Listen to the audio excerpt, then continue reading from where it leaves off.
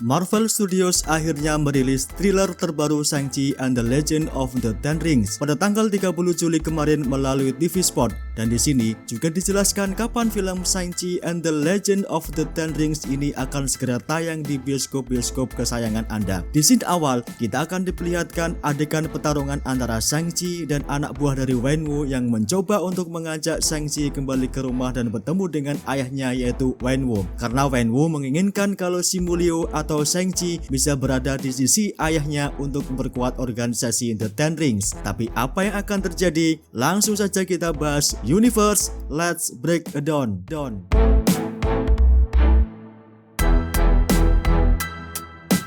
Film ini diproduksi oleh Kevin Feige yang langsung memperkenalkan kalau Shang-Chi and the Legend of the Ten Rings ini resmi masuk proyek dari MCU fase keempat sebelum Marvel Studios juga mengumumkan thriller Spider-Man yang terbaru yang berjudul No Way Home. Namun, mungkin karena film itu belum bisa dipastikan kapan tayangnya, maka MCU mengobati para penggemar MCU dengan menayangkan Need Marvel Studios Shang-Chi and the Legend of the Ten Rings melalui TV Spot. Film ini disutradarai oleh Dustin Daniel Cretton dan dibintangi oleh Simu Liu sebagai pemeran karakter Shang-Chi yang didapatkan dari awal pesan bercandanya kepada Marvel yang pada saat itu mengumumkan proyek terbaru Marvel Studios, dan MCU akhirnya memilih Simu Liu sebagai pemeran Shang-Chi. Dalam thriller perdana diperlihatkan kalau Ten Rings ternyata mengalami perubahan dari sumber aslinya. Di komik, Ten Rings ini berupa cincin yang digunakan di jari-jari si pemakainya. Sementara untuk MCU, Marvel Studios memperbarui tampilan The Ten Rings menjadi seperti gelang yang ditempatkan 5 di masing-masing lengan si pemakainya. Perubahan mendasar lainnya adalah karakter Wenwu yang namanya dirubah karena dalam sumber komiknya namanya adalah Zheng Zhu. Karakter ini diperankan dengan baik oleh Tony Leung.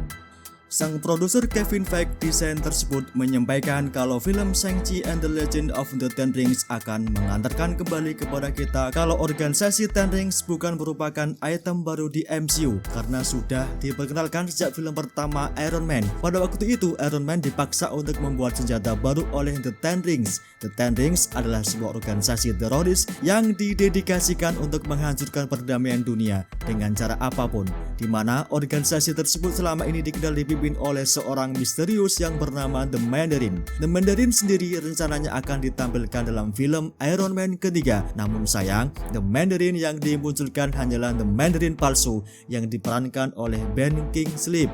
Di scene awal kita akan diperlihatkan adegan pertarungan antara Shang-Chi dan reservis yang mencoba untuk mengajak paksa Shang-Chi kembali ke rumah dan bertemu dengan ayahnya yaitu Wenwu untuk menerima legasi dari ayahnya karena sudah waktunya kalau Shang-Chi berada di sisinya setelah selama 10 tahun melalang buana di dunia luar. Adegan di bus itu diperlihatkan dengan detail terbaru dari reservis yang memiliki pedang dengan kekuatan bisa membelah bus sampai-sampai Shang-Chi kewalahan menghadapinya dan mengakibatkan terjadi sebuah insiden di jalan.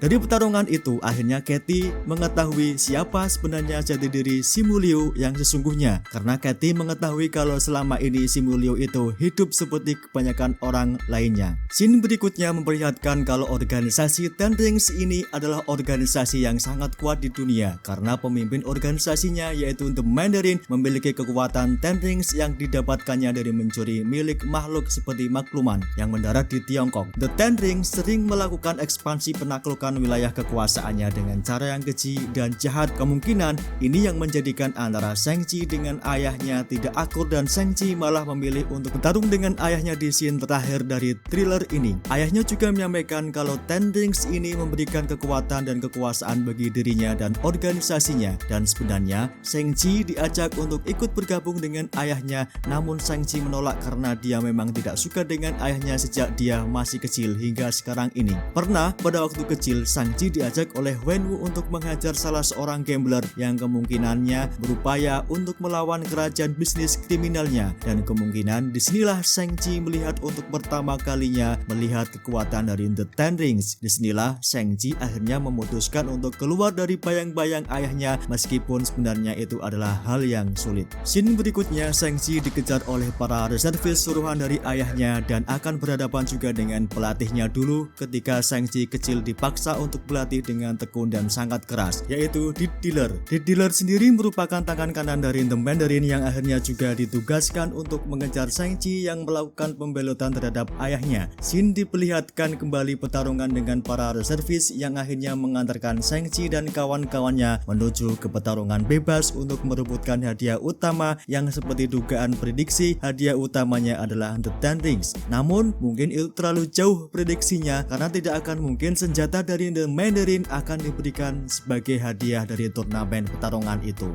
Dari trailer yang sangat terbaru, kalau adegan pertarungan kembali diperlihatkan seperti Katie menanyakan di mana kostummu kepada Shang-Chi dan dijawab dengan khas Amerika. Dalam adegan itu, Shang-Chi berhadapan dengan adiknya yang bernama Shang Ling yang diperankan oleh Alina Zhang. Kebetulan di beberapa scene setelahnya, Shang-Chi akhirnya bertemu dengan sesosok makhluk yang disebut dengan The Great Protector. The Great Protector ini yang akan memberikan kekuatan kepada Shang-Chi untuk bisa mengendalikan The Ten Rings, seperti bisa terbang dan turun dengan apik. Adegan ini biasa disebut dengan adegan superhero landing. Ketika Shang-Chi melakukan superhero landing dari kekuatan Ten Rings-nya, memunculkan cahaya yang berwarna kuning keemasan yang beda dengan yang dimiliki oleh Wenwu yang berwarna biru, yang pada akhirnya juga akan diperlihatkan pertarungan puncak sang ayah dengan anaknya seperti sedang adu tarik-menarik antara rings yang dibawa Wenwu dan Shang-Chi. Berikutnya kita bertemu dengan karakter yang diperankan oleh Michelle Yeoh yang bernama Jiang Nan. Nah, dalam thriller ini sepertinya mengungkap kalau Jiang Nan merupakan tante atau mungkin bagian dari keluarga besar Shang-Chi yang mengetahui asal-usul orang tua Shang-Chi yang sebenarnya. Jiang Nan inilah yang kemungkinan besar akan menjadi mentor untuk Shang-Chi mengungkap semua latar belakang hidupnya dan juga Wenwu dan menjadikan Shang-Chi membelot terhadap ayahnya. Kita kembali diperlihatkan scene terakhir dari pertarungan dua karakter yang sudah pernah muncul di MCU sejauh ini, yaitu Abomination dan Wong. Mereka tentunya juga menginginkan The Ten Rings jatuh ke tangan mereka, walaupun mungkin misi dan keinginan mereka berbeda antara Abomination dan Wong. Di sini juga diperlihatkan sang adik Shang-Chi juga ikut memperebutkan The Ten Rings dan bahkan dia bertarung langsung dengan kakaknya yaitu Shang-Chi. Tidak menutup kemungkinan dari turnamen pertarungan bela diri tersebut karena adanya dorongan kuat untuk bisa menguasai The Ten Rings karena kekuatannya mampu memberikan kekuatan yang luar biasa dan